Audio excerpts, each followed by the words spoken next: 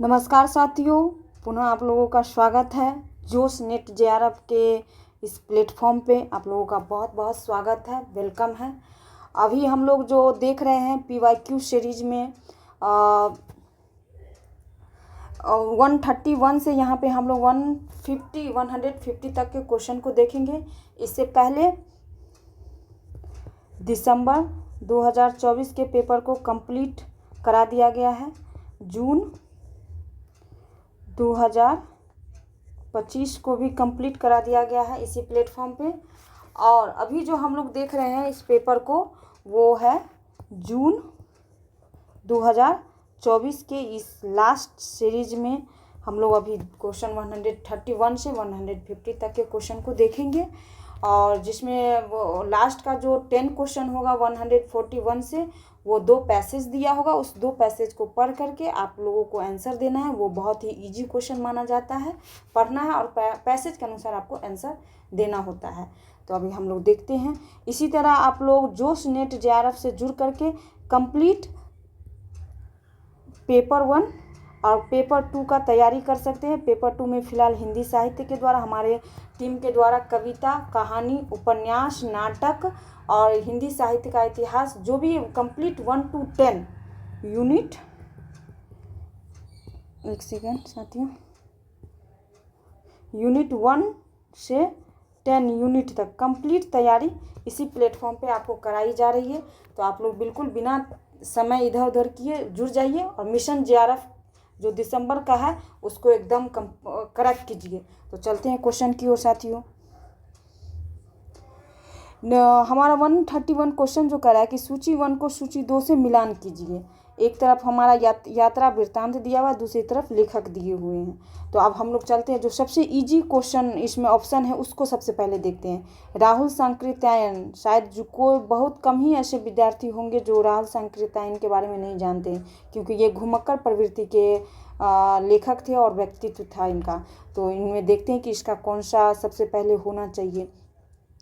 तो ए का 3 राहुल सांकृत्यायन का किन्नर देश में, ये हम लोग जानते हैं कि इसका बहुत अच्छा मतलब रचना है किन्नर देश में। तो ये ए का 3 देखिए कि कहाँ कहाँ पे है, यानी ये ऑप्शन कट गया। एक जगह ये यहाँ पे है, एक जगह यहाँ पे है और एक जगह यहाँ पे, यानी 1 2 3 में से ही आपका कोई ना कोई ऑप्शन होगा। तो अब सेकंड देख लेते हैं कि और क्या होना चाहिए। सेकंड में हम लोग देखेंगे 131 के अकॉर्डिंग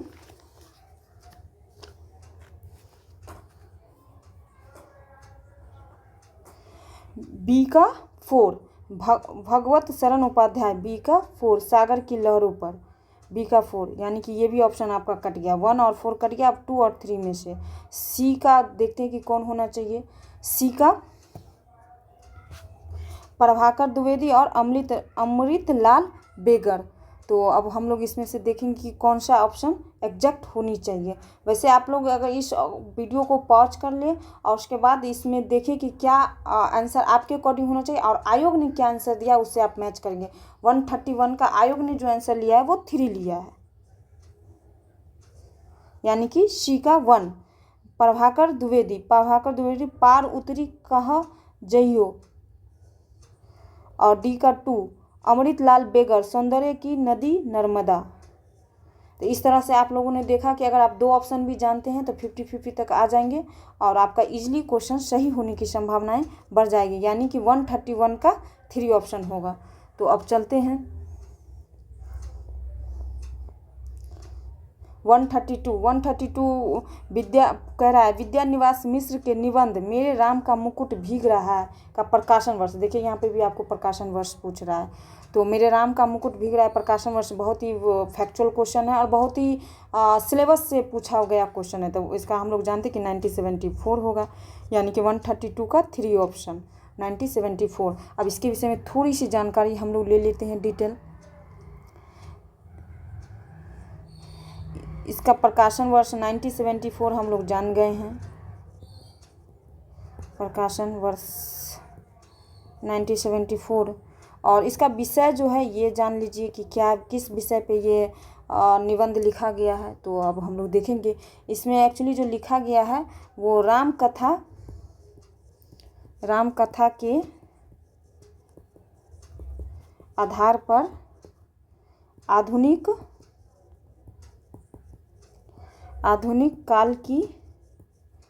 काल की परिस्थितियों का वर्णन किया गया है।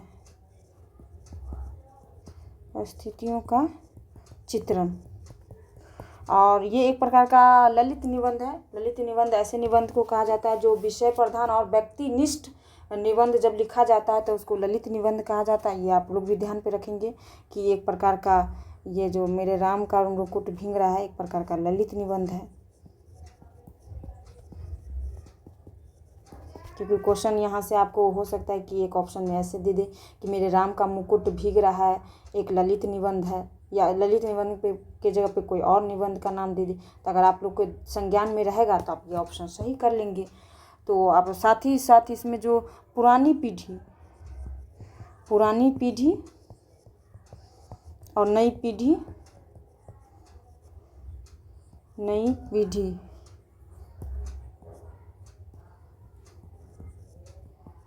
पीढ़ी के विचार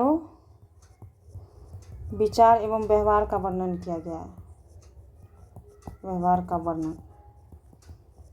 और मध्य वर्गीय छठ याद रखेंगे कि मध्य वर्गीय व्यक्ति की समस्या को केंद्र में रखा गया। व्यक्ति की समस्या। ये 3 फैक्ट आप लोग याद रखेंगे कि एक तो मध्य वर्गीय व्यक्ति की समस्या है, व्यक्ति पुरानी पीढ़ी और नई पीढ़ी के एक सेकेंड साथियों,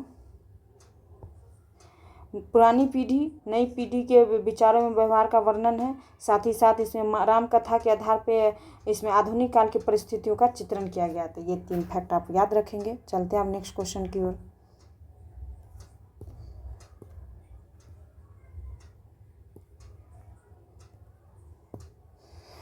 वन 133 क्वेश्चन हमारा कह रहा है कि निम्नलिखित में से कौन सी कृति शमशेर बहादुर सिंह की कृति है। तो अब हम लोग देख लेते कि 133 में शमशेर सिंह बहादुर की कृति इसमें से कौन कौन सा है, और ये भी देख लेते हैं कि आयोग के द्वारा कौन सा आंसर लिया गया, सही माना गया। तो 133 का जो आयोग ने आंसर लिया है वो 2 लिया, यानी कि बी और डी को माना है, बाकी रेस्ट को नहीं माना है। तो देख लेते हैं। अमन का राग ये है, और डी सलोना जिस्म ये भी है। सतपुरा के जंगल साथियों हम लोग जानते हैं कि सतपुरा के जंगल जो है वो भवानी प्रसाद मिश्र जी का है। भवानी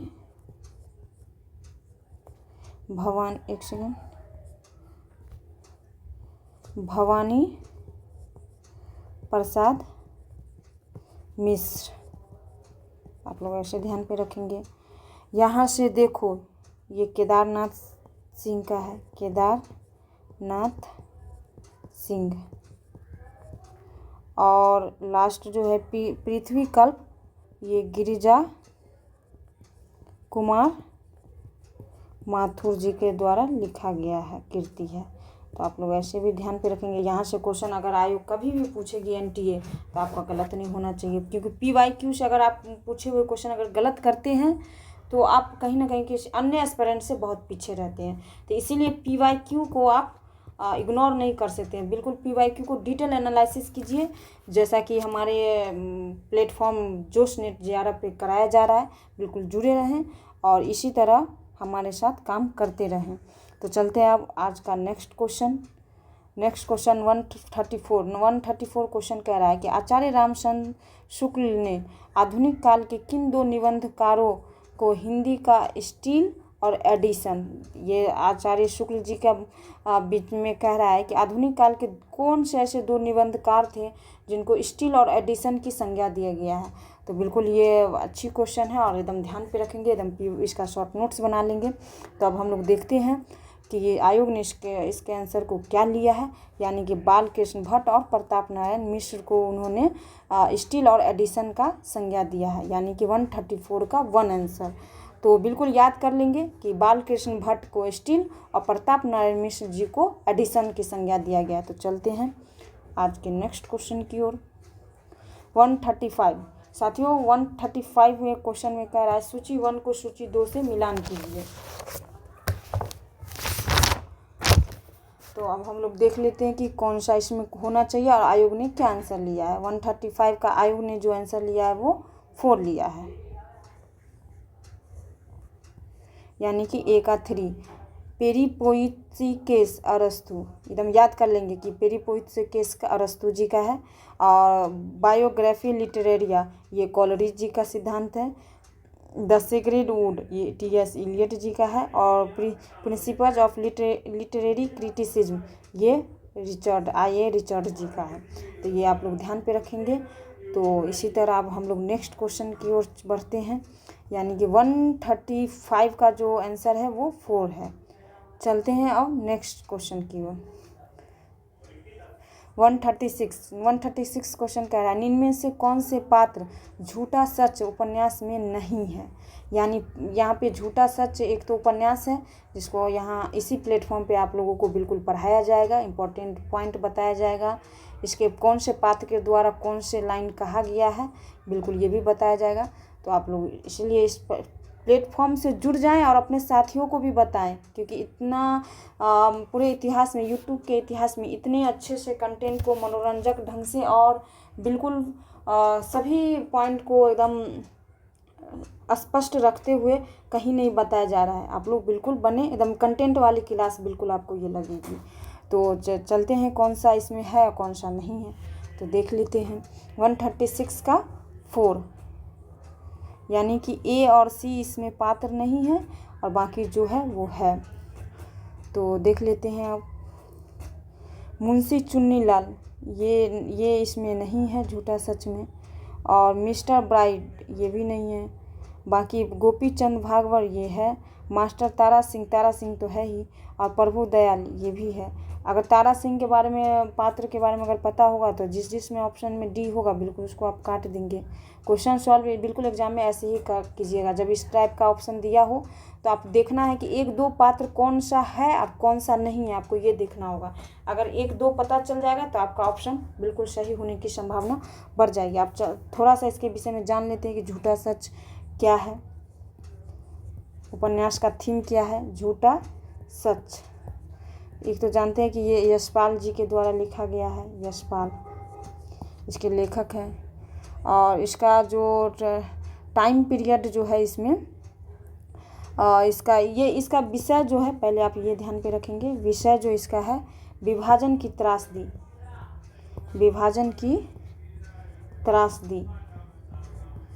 पर केंद्रित है। और इसमें जो 1942 से 1957 तक जो देश का विभाजन से पहले, इसका मोटा मोटी ये समझेंगे कि देश के विभाजन से पहले, देश के विभाजन से पूर्व और उसके बाद और उसके बाद की घटना का जो क्या उतार और चढ़ाव हुआ उसको, उसके बाद की घटना का वर्णन इसमें रखा गया है मुख्य विषय के रूप में। और साथ ही साथ इसमें हम लोग जानेंगे कि ये 2 खंड में उपन्यास है।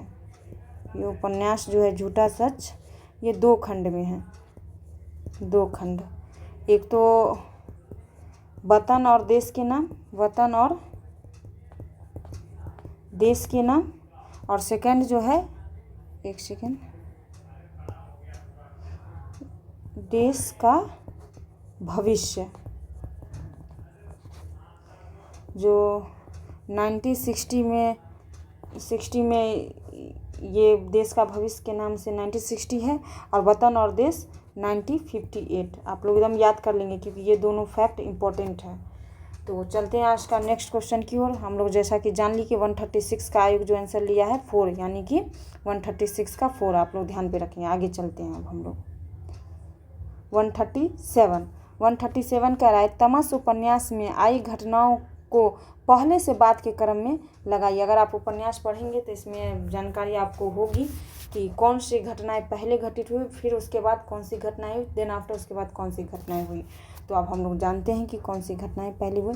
137 का आयोग ने जो आंसर लिया है वो 1 को लिया है, यानी कि आयोग के अनुसार और क्वेश्चन के अनुसार पहले जो है उपन्यास के अनुसार पहले सी की घटना है, यानी सी में कौन सी घटना है, लाइन है देख लेते हैं। थिगलियों में लिपटे कंकड़ गुथे आटे का पुतला, उसमें खोसी हुई लकड़ियों की खपच्ची पर नत्थू पर पैर पड़ना, उसका बोझ उसका खीज उठना, ये पहला लाइन है। फिर भी रिचर्ड द्वारा बुद्ध की मूर्ति की चमक का वर्णन लीजा के सामने करना और लीजा द्वारा आदमियों के पत्थरों और खंडरों में रस लेने के विषय का आश्चर्य व्यक्त करना, सेकंड में ये है। ए शिष्टमंडल का रिचर्ड से मिलना और कर्फ्यू लगाने की अपील करना, बंगले से बाहर आते ही एक दूसरे से बोलना बंद कर देना, सी में ए है। अब ई करीम खान द्वारा हाकिम की दूरदेशी का जिक्र करते हुए मूसा और खीजर की कहानी सुनाना, फोर्थ में ये है। और लास्ट में लीजा द्वारा रिचर्ड से झगड़ा रुकवाने के लिए कहना पर रिचर्ड का यह उत्तर देना कि यह लोग मेरे खिलाफ लड़े, उससे बेहतर है कि यह आपस में लड़े, फिफ्थ में यहाँ पे दिया हुआ है। तो आप लोगों ने देखा कि पहले कौन सा लाइन है, फिर कौन सा लाइन, सी फर्स्ट में है, बी सेकंड में जैसे का तैसे है, और देन आफ्टर ए थर्ड में है। तो आप लोग बिल्कुल देखें कि कैसे कैसे लाइन यहाँ पे आए हैं उपन्यास में, और साथ ही ये भी देखें कि आयोग ने इस आंसर को क्यों माना है। और इसके बारे में अब थोड़ी सी अगर जानकारी हम लोग ले लेते हैं। तमस उपन्यास, तमस उपन्यास जो भीष्म सानी के द्वारा लिखा गया है, भीष्म सानी इसके लेखक भीष्म सानी जी हैं। और ये इस उपन्यास की सबसे बड़ी विशेषता है कि यह 1947 में पंजाब में हुए भयानक सांप्रदायिक, ये भी सांप्रदायिक दंगों पर आधारित है।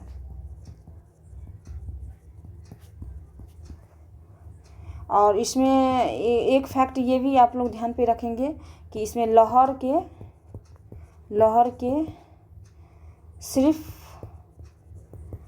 5 दिन की कहानी को आधार बनाया गया है कि लाहौर के जो आसपास का जो जगह होता है उसमें जो सिर्फ 5 दिन की जो घटनाएं घटती है उस समय 1947 के आसपास, तो उस समय के घटना को ध्यान में रखते हुए एक तो 5 दिन आप लोग ध्यान पे रखेंगे, साथ ही साथ लाहौर को ध्यान पे रखेंगे और 1947 और पंजाब को ध्यान पे रखेंगे, क्योंकि यहाँ से क्वेश्चन वो कभी भी किसी भी रूप में पूछ सकता है आपसे। तो चलते हैं आज का नेक्स्ट क्वेश्चन की ओर। 138 को पढ़ेंगे हम लोग। निम्नलिखित वक्तव्यों में से कौन से कथन गैंग्रीन कहानी से संबंधित है। गैंग्रीन कहानी हम लोग जानते हैं कि आगे जी का बहुत ही अच्छा कहानी है, और बिल्कुल एक ये मध्य वर्गीय परिवार के स्त्री को ध्यान में रख कर के ये कहानी लिखा गया है कि कैसे एक मध्य वर्गीय परिवार की महिला जो होती है, स्त्री, शादी के बाद कैसे उनका जीवन बिल्कुल एक पैटर्न पे बिल्कुल फिक्स्ड हो जाता है, और बिल्कुल मतलब वो क्या करें, इच्छा विहीन एकदम बिल्कुल बन जाता है उसका विचार की, मतलब अब किसी चीज़ नई चीज़ के लिए कोई इच्छा नहीं बच जाता है, एकदम बिल्कुल एक यंत्र के भांति बन जाता है कि कुछ इच्छा करने के लिए उसके पास उतने संसाधन नहीं होते कि वो नई चीज़ों से जुड़ सके और नई कुछ कर सके। तो इसमें बहुत अच्छे तरीके से लिखा गया है कहानी गैंग्रीन, और जो कि बाद में एक रोज नाम से मतलब प्रकाशित होने लगी थी।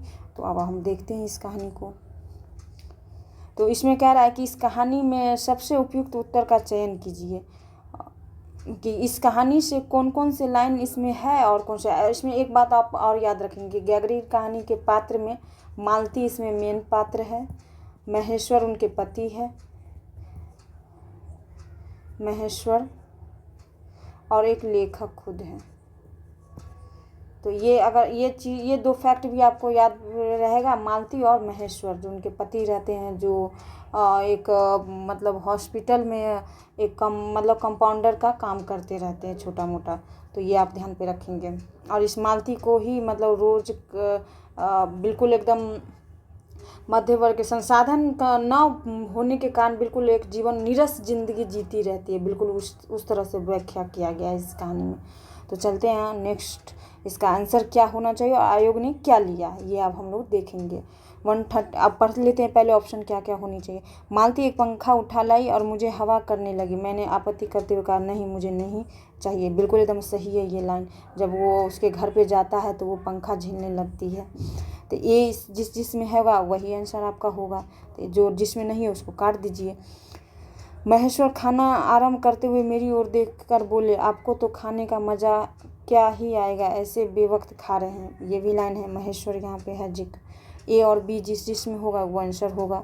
आपका ये आंसर भी कट गया, यानी कि 1 और 2 में से ही आपका आंसर होगा कोई ना कोई। तो 130 शहर में आग लगी थी, बात डिब्बे भर के मुसाफिरों का पता चल गया था, वो लपड़ लपड़ कर खिड़कियों। बिल्कुल ये लाइन बिल्कुल उस कहानी में नहीं है डिब्बे भर के, ये बिल्कुल सांप्रदायिक उपन्यास कहानी जो लिखा गया है अमृतसर आ गया, इसका ये है लाइन, अमृतसर आ गया, अमृतसर आ गया। अभी हम आ गया, पिछले क्वेश्चन में मैंने ये जिक्र किया है कि ये डिब्बे मतलब ट्रेन के डिब्बे की घटना का वर्णन किया गया है, तो ये अमृतसर आ गया कहानी का ये लाइन है।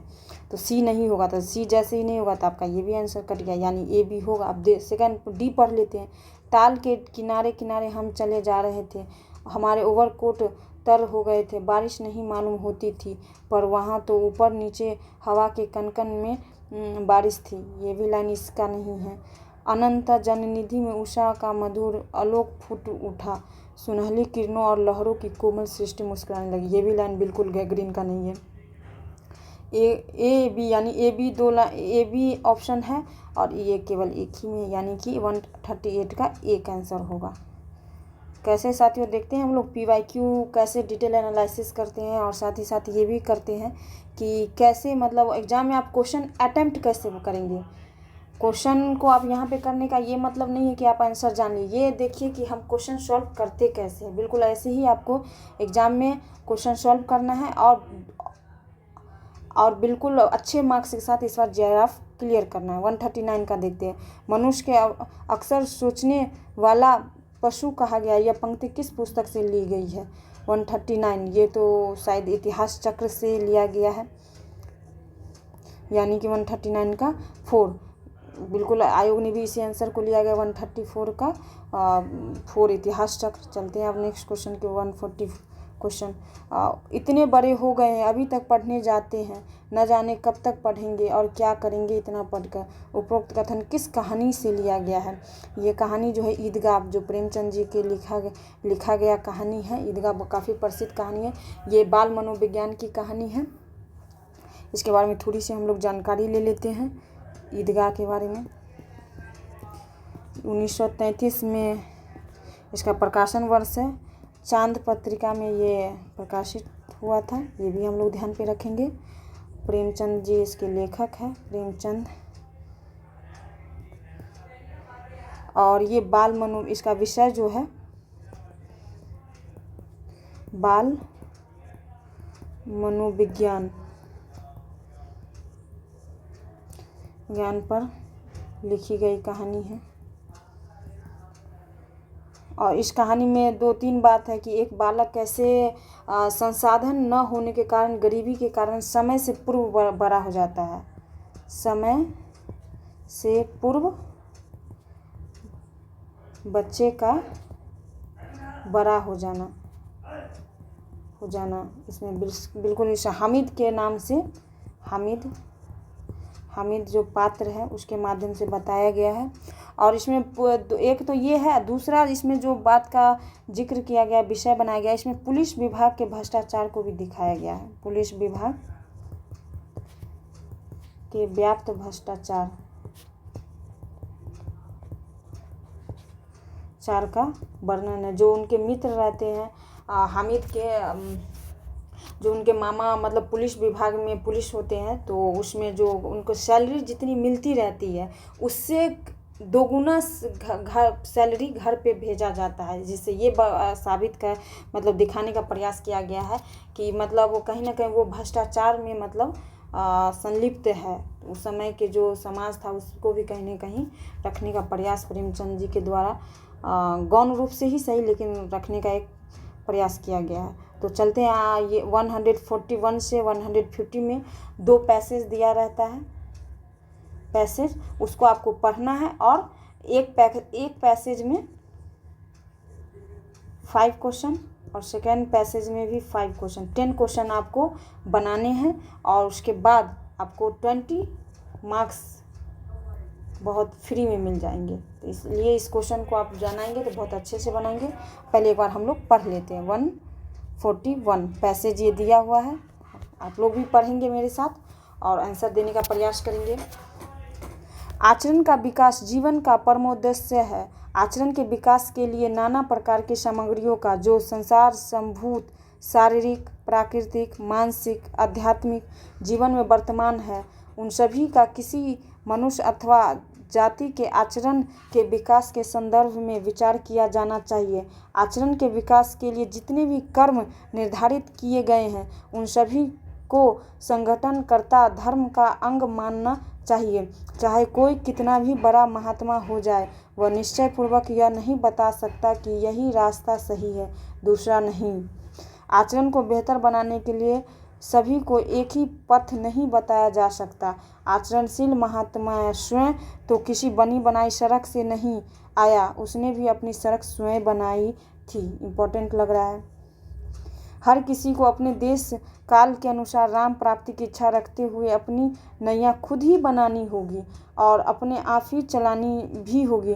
प्राकृतिक सभ्यता के आने पर ही मानसिक सभ्यता आती है और मानसिक सभ्यता के आने पर ही आचरण सभ्यता बनती है। ये छोटा सा पैसेज था, हमने वो लाइन टू लाइन पढ़ा और इसका अगर थीम देखिएगा, जो क्वेश्चन मतलब जो पैसेज जिस पे है वो कहीं ना कहीं कर्म पे केंद्रित है, ये आप ध्यान पे रखेंगे। जब आप पैसेज पढ़ेंगे तो एक चीज़ गौर करेंगे कि ये जो पैसेज मतलब लेखक जो लिख रहा है वो इसका मतलब विषय क्या है, तो ये कर्म पे कहीं ना कहीं फोकस किया हुआ है। हर जगह ये बताने का प्रयास किया गया जैसे कर्म निर्धारित किए गए हैं, अपने रास्ते स्वयं बनाने। जैसे हमें जैसे बताइए कि आप लोग जैसे हमारे साथ पढ़ रहे हैं, जुड़े हुए हैं, तो मैं आपको बताऊंगी कि ऐसे आप क्वेश्चन सॉल्व कीजिए, इस तरह से आप कंटेंट पढ़िए। इस प्ले लिस्ट पे जोश नेट JRF के प्ले लिस्ट पे जाइए और बिल्कुल वहाँ पे आप 1 to 10 यूनिट पेपर 1 और पेपर 2 हिंदी साहित्य का कंप्लीट आपको वहाँ पे मिलेगा। लेकिन पढ़ना तो आप ही को पड़ेगा, देखना तो आप ही को पड़ेगा, बताना दोस्तों के साथ। अगर आप चाहते हैं कि हमारे दोस्त भी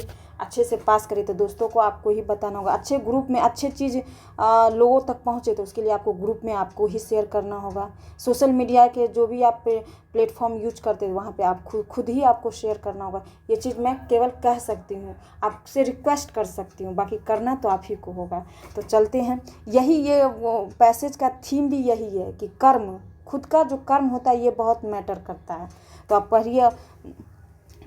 अब क्वेश्चन जब आप सॉल्व करेंगे तो बिल्कुल इसी पॉइंट को ध्यान में रख करके चलेंगे। क्वेश्चन फर्स्ट क्वेश्चन का रहा 141 का कि उपयुक्त अनुच्छेद के अनुसार धर्म की प्राप्ति और आचरण के विकास के लिए इनमें से क्या करना अनिवार्य है।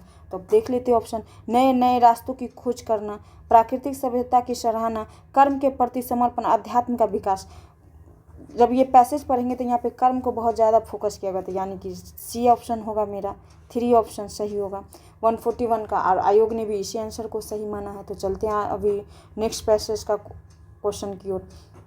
142 कह रहा है उपयुक्त अनुच्छेद के अनुसार आचरण को बेहतर बनाने के लिए क्या किया जाना चाहिए। क्या किया जाना चाहिए देखते हैं। अपनी शारीरिक प्रकृति के अनुसार अपने पथ का निर्माण करना चाहिए, एक निश्चित पथ का गमन करना चाहिए, किसी महात्मा द्वारा बनाए गए पथ पे चलना चाहिए, नहीं, किसी महात्मा के द्वारा बनाए गए पथ से बेहतर है कि हम स्वयं का पथ बनाएं। यहाँ पे दिया गया है कि किसी भी मतलब सभी को एक पथ पे नहीं बताया जा सकता है, सबकी अलग अलग हो सकती है। किसी महात्मा द्वारा ये भी नहीं होगा, निश्चित पथ बिल्कुल भी नहीं होगा। अपनी शारीरिक प्रकृति के अनुसार पथ का निर्माण, नहीं शारीरिक नहीं, जिसकी जितनी क्षमता है उसके अनुसार होनी चाहिए। तो अपने पथ का निर्माण स्वयं करनी चाहिए, यानी कि 4 आपका 4 आंसर होगा। इस पैसेज के अकॉर्डिंग 4 ऑप्शन आपका बिल्कुल सही है। चलते हैं नेक्स्ट क्वेश्चन की ओर। 143 उपयुक्त अनुच्छेद के अनुसार एक आचरणशील महात्मा का कार्य होना चाहिए। क्या कार्य होना चाहिए?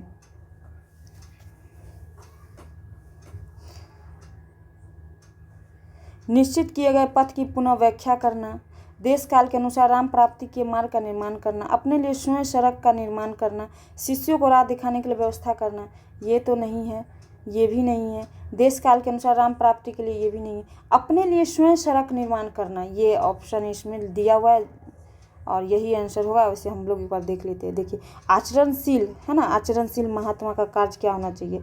आचरणशील महात्मा का किसी बनी बनाई सड़क से नहीं आया, उसे अपनी सड़क स्वयं बनानी थी। बिल्कुल ये लाइन यहाँ से मैच कर रहा है। देखिए 143 का यहाँ से आंसर है।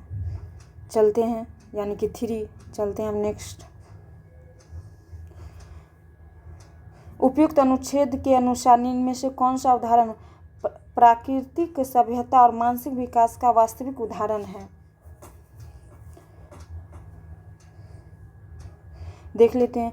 खुले समुद्र में बड़े जहाज पर लोगों के साथ बैठकर समुद्र की आध्यात्मिक शोभा का विचार, नहीं, ये तो नहीं है।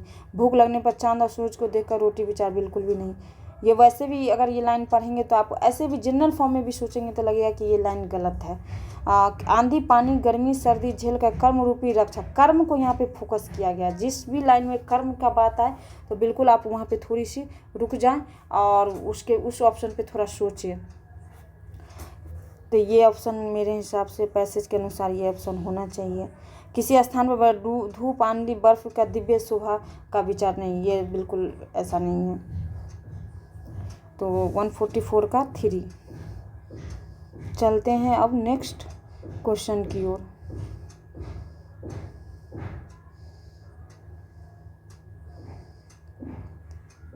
इस पैसेज का लास्ट क्वेश्चन 145 उपयुक्त अनुच्छेद के अनुसार सबसे अधिक बल किस तत्व पर दिया गया है? तो आप बताइए कि किस तत्व पे दिया गया। प्राकृतिक से पहले ही ये पैसेज पढ़ करके मैंने आपको बताया कि इसमें कर्म पे जो है ना मतलब बहुत ज़्यादा फोकस किया गया है। तो जहाँ पे कर्म होगा वहाँ पे थोड़ी सी आपको रुकना है और फिर पैसेज को पढ़ करके मिलाना है।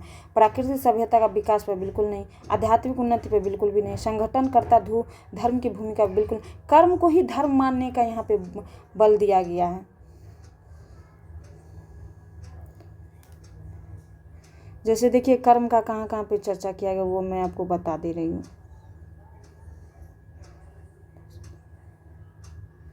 जैसे देखिए कर्म निर्धारित किए गए हैं, आचरण के विकास के लिए जितने भी कर्म निर्धारित किए गए उन सभी संगठन धर्म का अंग मानना चाहिए। मतलब कर्म को ही यहाँ पे धर्म का अंग मानना चाहिए, यहाँ पे लेखक ये बता रहा है। तो बिल्कुल आप लोग देखिए कि यहाँ पे इसका आंसर यहाँ से मैच करके कर्म पे फोकस किया गया। विषय जब भी आप पैसेज पढ़ेंगे तो 2 चीज़ नोट्स कर लेंगे कि ये जो पैसेज लिखा गया लिखने वाले का मतलब विषय में कौन पॉइंट इम्पोर्टेंट है। तो यहाँ पे लेखक का जो विषय है वो कर्म को कहीं ना कहीं वो फोकस किए, इसलिए आपको क्वेश्चन सॉल्व करने में आसानी होगी। 145 का 1 आंसर, यानी कर्म को ही धर्म मानने पर। आगे चलते हैं। अब सेकंड पैसेज ये पढ़िए। इसमें भी आपको 5 क्वेश्चन दिए होंगे, इस पैसेज के अकॉर्डिंग बनाना है। और बिल्कुल अगर आप अच्छे से पढ़ लेंगे और इसका विषय आइडेंटिफाई कर लेंगे तो आपका ये 5 क्वेश्चन भी ऐसे ही सही हो जाएगा। तो पढ़ते हैं। दक्षिण की ओर जो भक्ति धारा आई उसने उत्तर भारत को पूरी तरह प्रभावित किया। उत्तर भारत को पूरी तरह रामानंद दक्षिण से भक्ति का बीज लेकर, रामानंद यहाँ पे एक पर्सनालिटी है, दक्षिण से भक्ति का बीज लेकर आया, उत्तर भारत में आकर वृक्ष बनाया।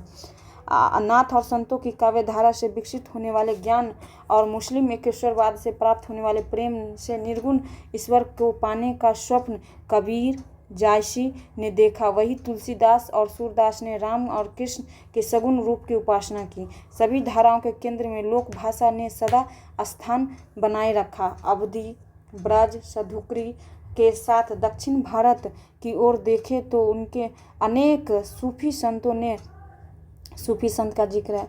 दक्षिणी में विपुल साहित्य लिखा। शाह मिराजी शाह बुरहानुद्दीन द्वारा दक्षिण में लिखित काव्य को आगे चलकर खड़ी बोली का ही एक रूप माना गया। हिंदी को देश भर में प्रचलित करने का कार्य वैष्णव धर्म ने किया। रामानंद एवं वल्लभाचार्य ने हिंदी के माध्यम से ही भक्ति आंदोलन को सशक्त बनाया। साहित्य एवं संगीत की दृष्टि से हिंदी समृद्ध भाषा है। समान उद्गम स्रोत वाली भाषाओं मराठी, गुजराती, बंगाली, उड़िया से समानता के कारण भी हिंदी को प्रोत्साहन मिला। मुगल काल में व्यापार केंद्र उत्तर भारत में रहे। हिंदीतर प्रदेशों के व्यापारी भी लेन देन के लिए हिंदी का प्रयोग करते थे। राजनीतिक कारणों से भी हिंदी को इस काल में पर्याप्त प्रोत्साहन मिला। तो जैसा कि आप लोगों ने पैसेज को पढ़ा सुना, तो अब हम लोग इसके क्वेश्चन को देखते हैं। 146 हमारा क्वेश्चन कह रहा है कि एक तो इस क्वेश्चन करने से पहले मैं एक बात बता दूं कि इस क्वेश्चन को जब आप पढ़े होंगे और सुने होंगे तो एक बात बहुत अच्छा आपको मतलब लगा होगा कि इस क्वेश्चन में इस पैसेज का जो थीम है प्रॉपर कहीं ना कहीं साहित्य का विकास मतलब उसके बारे में दिया गया कि कैसे हमारे धर्म और साहित्य का प्रचार कैसे हुआ, किस व्यक्तित्व के द्वारा किया गया, उसमें भाषा का किसका इसमें योगदान माना जाता है, जिसमें साहित्य का होगा, अध्यात्म का होगा, व्यापार का होगा, इसमें कहीं ना कहीं जिक्र किया गया है। तो इस चीज़ को आप मोटा मोटी ध्यान पे रखेंगे। तो आप चलते हैं क्वेश्चन की ओर। उपयुक्त अनुच्छेद के अनुसार मुस्लिम एकेश्वरवाद का प्रभाव किस धारा पर दिखाई दे। जैसा कि अभी हम लोग ने पढ़ा है कि मुस्लिम एकेश्वरवाद तो सूफी संत, यहाँ पे देखिए सूफी संत है, तो सूफी काव्य धारा यानी कि 146 का। तो वैसे भी आप कॉमन भी पढ़े होंगे जनरल स्टडी, तो आपको इतना आप लोगों को जानकारी होगी कि मुस्लिम एकेश्वरवाद में सूफी काव्य धारा आते हैं, सूफी संत आते हैं। तो ऐसे भी आप लोग को क्वेश्चन ही बन जाएगा। उपयुक्त अनुच्छेद में भक्तिकालीन हिंदी के संदर्भ में कौन सा कथन नहीं कहा गया। इसमें नहीं कहा गया है और आपको नहीं वाला खोजना है। नाथों संतों की विचारधारा को ज्ञान और प्रेम तत्व की प्रधानता दी गई है, ऐसा तो यहाँ पे जिक्र नहीं किया गया नाथ संत। अब आगे देख लेते हैं। तुलसीदास और सूरदास ने क्रमशः रामकृष्ण के पास है। बिल्कुल तुलसीदास और सूरदास के रामकृष्ण की बात किया गया यहाँ पे है। देखिए दक्षिणी हिंदी खड़ी बोली के ही एक रूप या शैली के संदर्भ में मान्य हुई। दक्षिणी हिंदी का भी बात किया गया है। दक्षिणी में लिखित काव्य आगे चलकर अब आगे देखेंगे। मुगल काल यहाँ पे प्रयोग किया गया है। आप लोग देखेंगे कि कैसे कैसे मतलब ये लाइन का जिक्र है, ये लाइन का भी जिक्र है, और ये नाथ और संत का कहीं पे जिक्र नहीं है। आप पूरे पैसेज पढ़ेंगे तो आपको नाथ और संत का कहीं पे जिक्र नहीं किया गया। तो इसका आंसर 147 का जो आंसर होगा वो 1 होगा, क्योंकि नहीं पूछ रहा है। चलते हैं आप नेक्स्ट क्वेश्चन की ओर। 148 उपयुक्त अनुच्छेद में हिंदी के विकास के किस रूप की चर्चा नहीं की गई। यहाँ पे भी नहीं पूछा गया है। तो अब हम लोग देखेंगे। एक तो राजनीतिक कारणों का हिंदी के विकास को माना गया। तो राजनीतिक ये वाला तो मतलब नहीं होगा ये, क्योंकि इसमें दिया गया है इसके विकास में महत्व है। मुगल काल में व्यापार केंद्र उत्तर भारत में रहे, व्यापार का भी जिक्र किया गया है, तो इसमें आर्थिक विकास भी होगा। तो ये भी तो ऑप्शन नहीं होगा। अब देख लेते हैं 148 में या तो 3 ऑप्शन होगा या तो 4 ऑप्शन होगा। आयोग ने जो आंसर लिया है वो 4 लिया, यानी आध्यात्मिक विकास का कोई जिक्र। साहित्य विकास का तो खूब किया गया है, मतलब भाषाओं मराठी, गुजराती, बंगाली, उड़िया ये सब क्या है, साहित्य है। और बता दें